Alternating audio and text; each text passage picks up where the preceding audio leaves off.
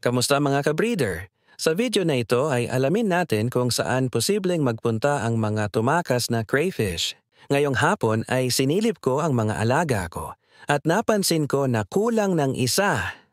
Naalala ko na nagpakain ako kaninang umaga at nakalimutan ko ibalik ang takip. Oh no!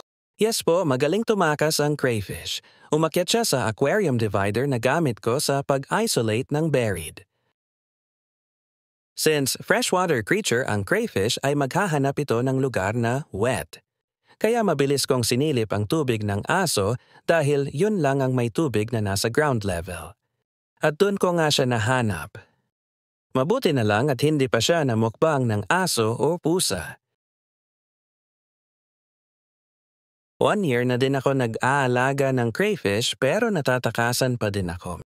Kaya sa mga bago o newbie sa pag-aalaga ay takpan o harangan nyo ang mga pwede nilang akyutan. Kagaya ng air hose, mga kanto ng tarapal at tupi sa tarapal ponds. Mga nakalaylay na tali, net, at mga sanga ay maaari din nilang akyutan.